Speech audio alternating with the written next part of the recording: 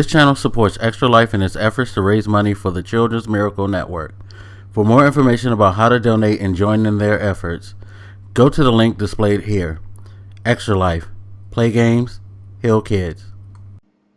What up, everybody? This is your boy Black Magus, and time to kick off these end of the year videos. So, I'm going to start with my top five experiences in gaming for 2016. Basically, these are the games that I played that I had the best experience with. So these are going to be the top five games that I've experienced in 2016. Now, I could have expanded this list to include some games that are older because, you know, I still play a lot of older games. Like most people who know me know, I still play Destiny. I don't play it as much as I used to, but whenever there's a big event or new content, I'm on it.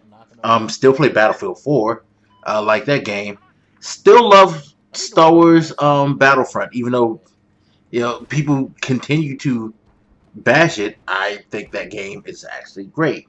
And there's just a host of other older games that I've had picked up that I hadn't played before, things like that I thought were good, or that I just had and didn't get enough time to put into them earlier and came back to them, things like that. But I'm going to limit this list to just games that came out in the year 2016. That's how we're going to do this. So this is going to be my top five. Now, first, I'm going to give two honorable mentions. Of course, one being MLB 16, the show. It's always a great experience for me. Again, anybody who knows me knows how I feel about that franchise. I feel like it is the best sports gaming franchise out there. It simulates its sport better than any that I've ever played. Basketball, football, soccer. I don't think anything competes with the job that Sony San Diego does with the MLB, the show franchise. So that's honorable mention one. Honorable mention two, which is kind of like 5B to me. And that would be Titanfall 2. It's a game that's not getting as much love as it should get. And that's a damn shame. It came out at a time that, you know, a lot of us kind of agree it should have been released either earlier or possibly in 2017 because it was sandwiched in between two of the more popular first-person shooters, which is Battlefield 1 and Call of Duty Infinite Warfare. Both of those franchises, the Battlefield franchise and the Call of Duty franchise, rates very, very high. And Titanfall 1 didn't get the reception that they'd hoped, even though personally I think Titanfall 1 was a great game. I understand people's argument about the lack of content, just like I understand it when it comes to Battlefront. But at the same time, I think those games were great in that the fact that people had that attitude towards them kind of hurt them, even though they were fun as hell. But Titanfall 2, great game. Hopefully, it'll be able to pick up steam and the community will grow because it is probably it is the second best shooter that came out this year. Battlefield 1 to me is the first. Titanfall 2 is the second. No, Call of Duty doesn't compare to Titanfall 2, but because of its name, because of its cachet, it's going to outrank it, which is sad. But anyway, those are my honorable mentions. Now, let's get to the list. And this is 5A. The reason I say 5A, 5B because I don't own this game, but I've played it, and it's fucking awesome. And it was a breath of fresh air. The fact that they could bring this franchise back in its glory and make this game as good as it was is great. And I know a lot of people want to scratch their heads like, why is this game so revered? It's like, play it and you'll know. The game we're talking about, of course, if you haven't figured it out by now, is Doom. Doom is number 5. Doom is... I don't know what those guys over there at id you know, I don't know. They have some type of magic when it comes to this game because they took a franchise that is very old. I mean, I grew up in the Doom era when Doom first hit and made like first-person shooters a thing. So when they announced this game, of course, everybody was like, okay, they're just biting off of nostalgia. But they took it, and they didn't just like feed off of just nostalgia. They took that nostalgia, they put it in the game, but they added so much more to me that it's its own thing, in my opinion. It's not just a simple reboot of an old franchise that makes callings to it. They just decided, like, fuck it, we're gonna turn the knob to 2000, and we're just gonna go all out. Like, because Doom was one of those, when you look back at it, an outrageous thing for its time. So they decided, we're gonna make this an outrageous thing for its time, and they achieved it. The multiplayer wasn't the greatest thing in the world, but god damn it, that single player campaign is great. It's great. And this is from somebody who tends not to play a lot of single player campaigns simply because I don't like first person platforming. So when it comes to first person shooters and single player campaigns, I kind of like separate from it. But no, Doom is the shit. If you haven't played it, get it. It's a great experience. It's a fucking great experience for not just old gamers like me, but new schoolers.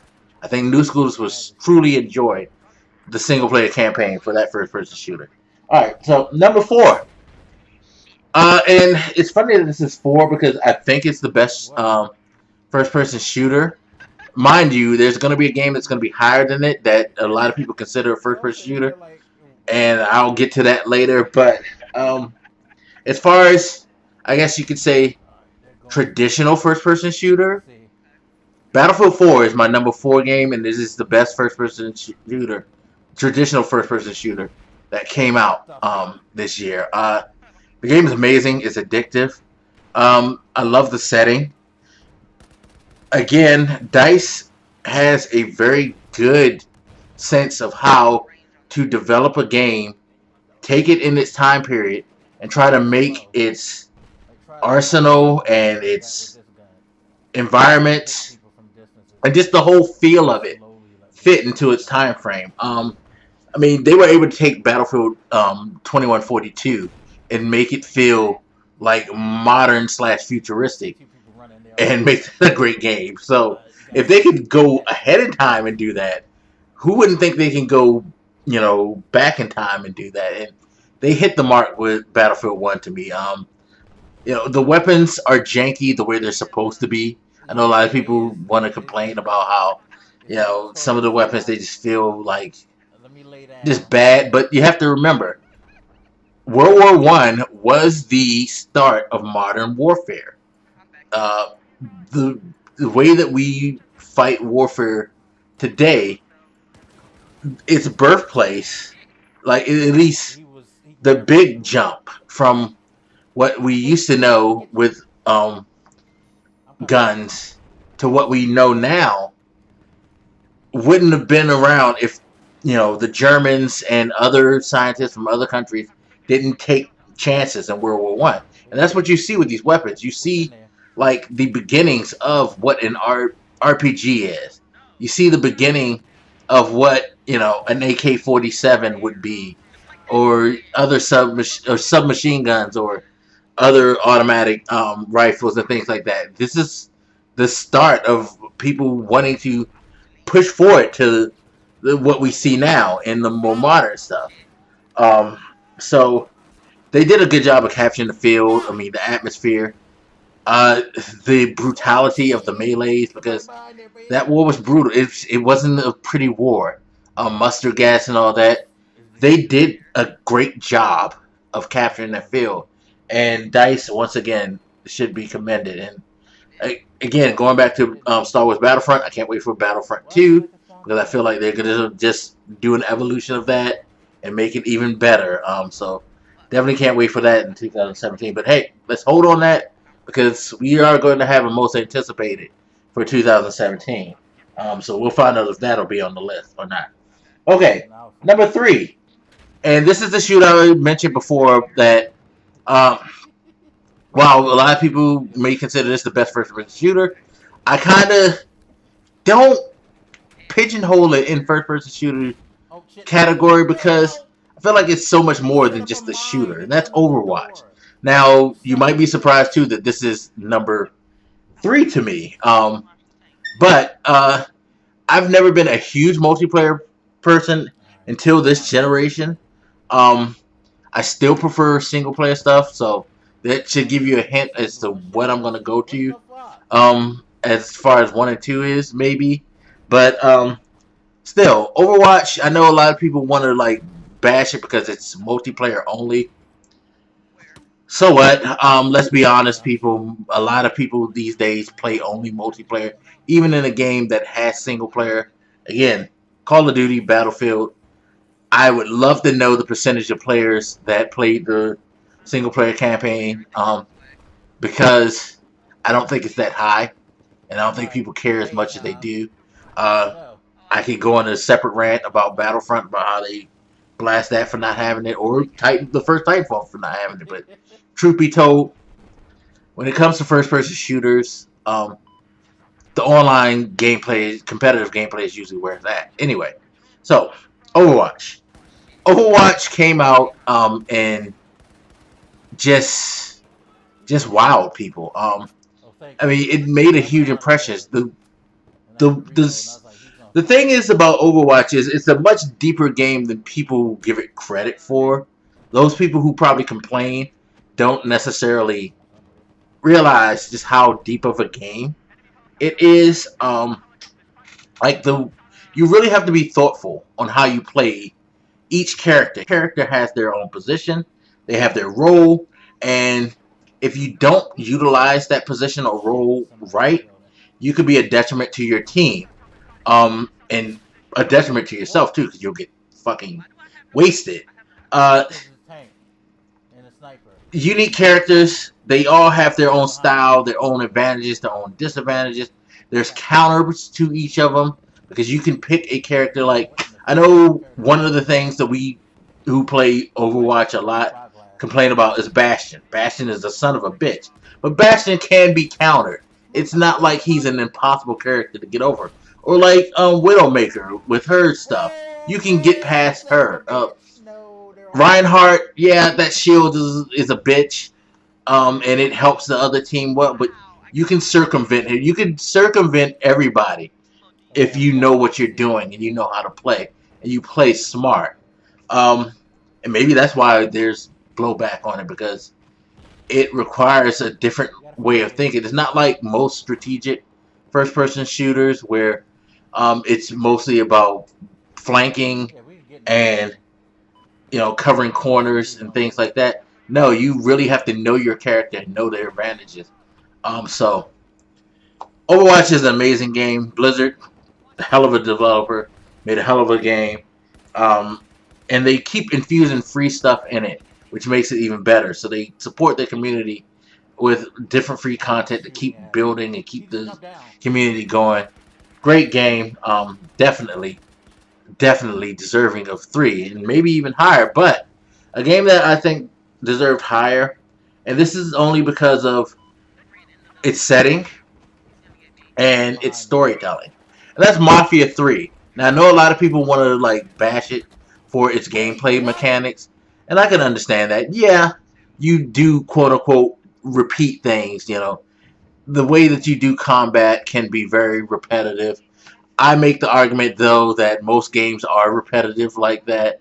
It's just that if we enjoy it, we look past it. We don't necessarily want to harp on the fact that it's repetitive. That includes games that we think are great, like GTA 5. I've said it many times. I think GTA gets a lot of passes, even though it does a lot of the things that we bash other games do, and so on. But Mafia 3 being set in the late 60s, early 70s, where, racism was a huge thing. The civil rights movement was going on. Set in the South, you're a black protagonist who comes back from the Vietnam War, which is another part of history that was very controversial at that time. The Vietnam War, sparked a lot of heat at that time. And the fact that they don't shy away from all of those subjects, they don't shy away from racism, they don't shy away from talking about Vietnam War, they don't shy away from showing you what the South was like back then. All of that. I applaud Hangar 13 for going in, and I think it's Hangar 13, and forgive me if I got the studio name wrong, but I applaud them for going in, and regardless of whether you think mechanically, gameplay wise, it's a great game, they went all out with storytelling, with the acting, with the voiceovers, the characters, the depth that they put in there, and they told a great fucking compelling story. And that's something that I appreciate a lot in gaming, because you don't get that. I mean, multiplayer is definitely king. Being able to have good servers, good online gameplay, competitive gameplay tends to outweigh things these days. That being said, it's always refreshing to get a very deep, meaningful single player story, because I think that's where we can go with games, and where games should go, especially in the single player arena, where storytelling can flourish if you decide to take the chances. And I feel like they took a chance and they paid off with it big time. So my number 2, Mafia 3. Number 1, I kind of wanted to put it in number 2, but at the same time, I can't deny Uncharted 4 made the biggest impact on me. It definitely, because out of all the games that I named, it's single player and multiplayer experience just rated high for me. Like, its overall package was just phenomenal to me. I love the multiplayer, and I love the fact that Naughty Dog decided that they're going to infuse new content for free into the multiplayer. Like, they just dropped King of the Hill and the survival mode, and those are great.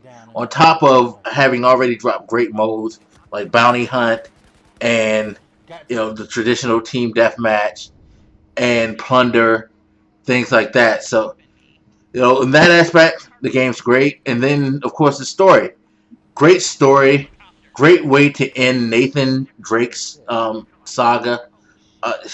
Great writing. They infuse more emotion. It's funny because the Uncharted series has already been fucking phenomenal up to that point, and it had gotten better and better as time gone on, especially from the writing aspect. Now, 2 probably was the best as far as gameplay and action, but overall, I can see why people put 3 ahead, because 3 ramped up the story into a more personable, deeper way, which I appreciate it because I'm a big story guy. And then you have 4, which just was ridiculous. You got to see a lot of inside stuff between their interplay of the characters and the emotion and things like that. And it just, it ended in such a satisfying way too. Where Drake is done, but the series may not be done, at least to me. Phenomenal. Hats off to Naughty Dog. Neil Druckmann, you picked up what Amy Hennig put together, and you took it and you kept it going strong. Not only did you keep it going strong, but you may have strengthened it with your storytelling. So kudos to you. So that's my number 1 gaming experience. So there we have it. To recap, number 5, Doom. Number 4, Battlefield 4. Number 3, Overwatch. Number 2, Mafia 3.